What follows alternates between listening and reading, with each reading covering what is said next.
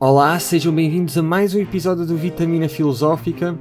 Hoje vamos continuar a nossa jornada pelos 21 princípios do Dokodo, o testamento espiritual de Miyamoto Musashi, onde ele escreveu nos últimos dias da sua vida os principais ensinamentos que ele foi adquirindo ao longo de toda a sua vida, como um dos principais samurais de todo o Japão do seu século, e há quem discuta até talvez Miyamoto Musashi seja um dos principais guerreiros de todos os tempos. Hoje vamos abordar então estes dois princípios e vamos começar com o 7º princípio, onde ele escreveu brevemente, mas de forma muito poderosa: nunca sejas invejoso. A inveja é o desejo de ser aquilo que nós não somos. É uma comparação contínua que nos diz: aquele ali está mais à frente do que eu. Aquela ali tem mais do que eu. Porque é que não sou eu a ter isto e é aquilo? Musashi recusava totalmente esta lógica de comparação. E isto porque Musashi sabia que a inveja é um espelho distorcido e que a verdadeira vitória nunca é sobre o outro, é sobre o eu que ainda nós não somos. A inveja é um reflexo que nos mostra o sucesso dos outros, mas como uma acusação silenciosa, que nos diz que estamos atrasados, que estamos a falhar, e a dizer-nos que olha para onde é que aquela pessoa já chegou e tu ainda estás aqui, faz-nos sentir culpados, faz-nos sentir atrasados, faz sentir que a nossa vida não tem o valor que ela realmente tem, porque cada vida é única. Todo o caminho é diferente, todo o caminho que nós percorremos é adaptado às nossas circunstâncias e à nossa personalidade. Mas Musashi tentou sempre evitar lutar com este espelho diante dos seus olhos. Ele não precisava necessariamente desta inveja para saber o seu valor. Ele cultivava, vamos chamar, um olhar interior. Um olhar que dizia: o que eu sou não depende do que os outros são. E se calhar um dos momentos mais simbólicos disto foi quando enfrentou Shishido Baiken, que era um mestre de uma arma altamente inusitada e teatral, que se chamava a Kusarigama, que era uma espécie de foice com corrente de ferro. Baiken era conhecido em todo o Japão, tinha discípulos, fama, estilo. E era um verdadeiro artista do combate, podemos lhe chamar assim. Ora, Musashi, quando foi combater com ele, apareceu apenas com um bastão de madeira. E nada mais. E sem armadura, sem aparatos, sem ornamentação, sem o apoio popular que Baiken tinha, venceu. E venceu com precisão, com fluidez, com silêncio. E não o fez para provar que era necessariamente melhor. Fê-lo porque compreendia que o combate verdadeiro não é contra o outro, mas contra o desejo de vencer o outro. E este desejo é filho da inveja. Talvez, agora falando um bocadinho dos nossos tempos modernos, hoje a nossa Kusarigama chama-se Instagram, chama-se TikTok e todas as redes sociais. Se calhar a nossa comparação, a inveja, não acontece na arena com armas, mas no scroll. É o campo, e este campo de batalha é interno, totalmente interno. Já nem temos esta parte de combate físico, não é? Somos espectadores da vida dos outros e, sem notar, acabamos por nos deixar contaminar pela ideia de que eles estão muito mais avançados, mais felizes e mais bem-sucedidos. Quando nós sabemos, todos nós já ouvimos, de que a maior parte das coisas que são colocadas nas redes sociais não representa a verdadeira realidade das pessoas que lá estão. Porque quando nós estamos nas redes sociais, nós apenas colocamos aquilo que nos faz parecer melhor. As nossas conquistas, as coisas que nos trazem felicidade, estarmos com a nossa família, com as nossas pessoas amadas, os eventos únicos, quando nós ganhamos um prémio, quando nós conseguimos algo que consideramos de valor. E muito poucas vezes colocamos as nossas rotinas cheias de tédio, cheias de aborrecimento, com problemas, com desafios, os nossos conflitos, se calhar com os nossos colegas de trabalho, os conflitos dentro da própria família, os nossos próprios conflitos internos. Nós não colocamos praticamente nada disto. E assim criamos uma imagem falsa, mas profundamente poderosa para causar inveja, mesmo que inconscientemente, às pessoas que nos acompanham nas redes sociais. E isso é extremamente perigoso, porque Musashi penso que acreditava também ao escrever este princípio de que nós não devemos ser invejosos, mas uma das principais razões é porque não devemos desejar ser o próximo alguém. Nós não devemos desejar ser agora foi a primeira ideia que me veio à cabeça, mas a próxima Taylor Swift. Não devemos desejar ser o próximo Brad Pitt. Não devemos desejar ser o próximo qualquer grande nome que nos passe pela cabeça. Porque nós viemos aqui, e volto ao ponto que disse anteriormente, para sermos nós mesmos. O Dokodo é o que chama-se o caminho solitário. E é um caminho solitário porquê? Porque nós temos de fazer o nosso próprio caminho, com o nosso nome, com as nossas circunstâncias. E dessa maneira nós não devemos desejar ser o próximo alguém, mas desejar ser inteiro. Desejarmos sermos nós mesmos completamente. E sermos inteiros exige silêncio. Silêncio para quê? Para que nós possamos ouvir aquilo que realmente somos, aquilo que acreditamos, aquilo que queremos ser, como um desejo natural do nosso coração, e não porque nós vimos uma pessoa nas redes sociais. Exige que se largue o jogo da comparação, porque a comparação não faz sentido. Esta comparação tóxica que se transforma em inveja não faz sentido para o guerreiro que percorre o Dokodo, porque ele quer traçar o caminho com os seus próprios pés. É necessário soltarmos a inveja, não porque a inveja em si é um pecado, mas porque é uma grande distração. Vamos andar a perseguir os objetivos dos outros sem olharmos para o nosso próprio objetivo, para aquilo que queremos construir com esta vida que nós temos à nossa frente. Um outro exemplo revelador foi a forma como Musashi nunca se fixou num mestre. E isto é particularmente relevante porque o Japão estava muito constituído em escolas, então no que toca a artes marciais era bastante predominante isto. E quando estavas numa escola, normalmente só ficavas naquela escola o resto da vida, não andavas em várias. Mas Musashi, em vez de se prender às escolas famosas de Kenjutsu, ele escolheu um caminho solitário. Ele nunca quis fazer parte de uma elite para provar algo. De facto, ele até criou o seu próprio estilo, o Niten Ichi-ryo, que é o estilo dos dois sábios, que até já falei um pouco em episódios anteriores nesta saga do Dokodo. E era uma técnica sua, foi inventada, era original. Ele pode ter se inspirado em coisas que naturalmente foi aprendendo durante a sua vida como samurai, mas ele criou o seu próprio caminho até na espada. E quando os outros se ofendiam com a sua ousadia, Musashi não se defendia, ele simplesmente avançava. Ele não queria saber dos insultos, ele não queria saber daquilo que os outros diziam, porque ele estava focado no seu caminho. Ele sabia que quando nós nos comparamos aos outros para tentar encaixar, deixamos de viver a nossa originalidade, aquilo que somos. E isso é uma forma subtil de autoabandono, de falsidade e de desperdiçarmos a nossa vida, o nosso potencial, que é só nosso, volto a dizer, é apenas nosso a ser percorrido.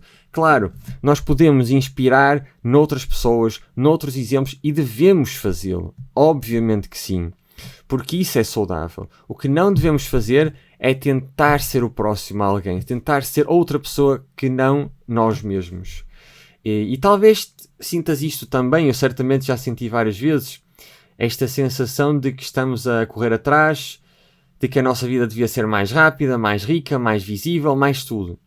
Mas é importante pensar de que aquilo que é nosso nasce já em nós e que nós podemos desenvolver e devemos desenvolver com o trabalho. E aquilo que invejamos afasta-se de nós. Não é aquilo que realmente somos. Aquilo que eu retiro acima de tudo deste princípio também é de que esta vitória, como eu disse, não é vencer os outros, é sermos capazes de descobrir o nosso caminho, continuar esse caminho, especialmente quando ninguém aplaude. Mesmo que pareça que estás sozinho, porque essa jornada é certamente solitária e não é por acaso que o Dokodo é o caminho solitário. Avançando agora para o próximo princípio, onde Musashi diz-nos: nunca te deixes entristecer por uma separação. E eu acrescentaria porque tudo aquilo que parte também nos ensina a ficar, de uma certa maneira. Mas olhemos para a palavra separar. Esta palavra sabe a vazio, sabe a silêncio, a ausência, a dor. Mas existe uma dor que atravessa todos os tempos e lugares, é mesmo esta. A dor de quando alguém ou algo se vai embora. Quer seja por vontade própria, quer seja pelas circunstâncias da vida. Deixamos de a ver, deixamos de ouvir, mas parece que o nosso coração continua a chamar. E honestamente Musashi viveu uma vida inteira de separações. Desde muito jovem foi separado da sua família. Cresceu sozinho, à margem, errante. Nunca teve um lar no sentido convencional. Ele era o que os japoneses chamavam de Ronin, um samurai sem mestres. Mas também simbolicamente era um homem sem lugar. Na sua vida enfrentou dezenas de duelos mortais e cada duelo em si era de certa forma uma separação. Um fim. Podemos dizer que é um corte literal e até metafórico. Muitos do que enfrentou morreram, outros desistiram e outros ainda afastaram-se em silêncio, incapazes de acompanhar um homem tão dedicado ao caminho. E no entanto, Musashi não parou, não por frieza, mas porque compreendia uma verdade simples e profunda. Que verdade? A vida é feita de partidas, mas a nossa alma não tem de partir com quem vai. Existe uma carta que Musashi escreveu ao seu filho adotivo, Lori, num momento de crise e transição. Nela não se lê nenhum lamento, nem se lê apego. Lê-se orientação, clareza, um profundo respeito pela distância. Musashi compreendia que estar longe não é estar necessariamente perdido e que perder alguém não tem de significar perdermos a nós mesmos. E este princípio não nega a tristeza. É normal termos tristeza numa separação. Não temos de a reprimir, mas também não temos de a idolatrar. Porque existe um ponto onde a dor deixa de ser amor e passa simplesmente a ser apego. Quantas vezes nos aconteceu ficarmos presos numa separação por meses ou se calhar anos? Não porque a pessoa ainda lá está, mas porque nós ainda estamos lá, nas nossas memórias, nos nossos pensamentos, presos em padrões cíclicos que se repetem e repetem até à exaustão energética. É importante entendermos que a vida é exatamente como ela é. E este é o primeiro princípio do Dokodo. Aceitar a vida exatamente como ela é. Não é por acaso que é o primeiro. É uma grande base fundacional. E que nós temos de ver a vida nas suas fases. E uma das fases de todas as circunstâncias são as despedidas. É o término, é a partida. Mas nós também vemos na vida, na natureza, de que todos os términos também são renascimentos. O sol põe-se todos os dias, mas no seu lugar vem a lua. E depois volta ao sol. A primavera e o verão dão lugar ao outono e ao inverno. Tudo aquilo que nasce morre, e quem sabe se não renasce também. É preciso entendermos de que existe uma inteligência enorme em toda a natureza. E Musashi, sendo japonês, tinha influências do taoísmo, onde falavam do grande Tao, a grande inteligência de todo o universo, de toda a natureza que coordena todos os eventos, todas as coisas, todos os processos, todas as pessoas. Esta inteligência atua a cada segundo. E este princípio cheira a taoísmo. Pelo menos para mim, tem este toque profundo de taoísmo. Daí Musashi dizer-nos para nós não nos perdermos em separações, não deixarmos entristecer por uma separação, porque na realidade nenhuma separação será eterna. Toda a separação é o início de uma nova união, talvez até mais profunda. E a separação também é um convite. Não é só uma perda, também é um convite. A olhar o que é que permanece. O que é que está dentro de ti? Qual é a única coisa ou as únicas coisas que estarão sempre contigo, independentemente de todas as mudanças? Aqui já começamos a entrar um pouco na filosofia oriental. O budismo fala tanto disto. O que é permanente que permita que tudo o resto seja impermanente? O que é que nunca muda que permite que existam todas as mudanças? Isto é uma pergunta que tens de descobrir por ti mesmo a sua resposta. Eu já cheguei a algumas respostas, mas acho que será mais interessante deixar-te a pensar sobre essas perguntas, para tu chegares a um conhecimento mais experiencial, mais prático, e não apenas estares a recitar porque me ouviste dizer ou ouviste outra pessoa a dizer. Procura dentro de ti a fortaleza da permanência. Existe um lugar dentro de cada ser humano que é permanente, de que estará sempre lá presente para ti. Musashi certamente sabia isto pela sabedoria que estes princípios nos demonstram, da experiência de vida, da sabedoria que ele tinha, não só nas batalhas que ele tinha, mas de certeza nos seus conhecimentos e estudos que fez, especialmente no final da sua vida, que nós sabemos que ele estudou bastante e dedicou-se a outras coisas sem ser a arte da espada. E assim foram mais 2 princípios nesta longa jornada do Dokado que estamos a fazer. Espero que tenhas gostado, espero que este episódio te tenha tocado. Se te fez pensar, sentir ou perceber algo que tenha ajudado na tua vida, então convido-te a partilhar com outra pessoa. Deixa um gosto, deixa um comentário, vamos fazer este tipo de conteúdo crescer no YouTube ou no Spotify, nas nossas redes sociais, porque é isto que o mundo precisa. O mundo precisa de boas ideias, de discussões, de filosofia. Não quer dizer que tenhas de concordar com tudo o que aqui foi dito, nem eu concordo com tudo o que aqui está dito nestes episódios todos que vamos fazendo ao longo do podcast, nem o que eu penso, porque filosofar é sempre estarmos a fazer novas questões, mas nós temos de incentivar um mundo onde se possa fazer questões, onde possamos dialogar com as respostas que cada um vai encontrando, com as perguntas que cada um vai criando. Envia alguém de seguir em frente para nós nos reencontrarmos, e se quiseres continuar esta jornada comigo e com o Miyamoto Musashi, não te esqueças de subscrever ao nosso canal de YouTube.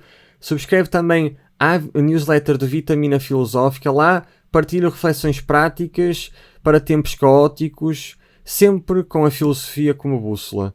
Agradeço-te muito, mesmo muito, por ter estado comigo neste espaço filosófico e vemo-nos certamente no próximo episódio.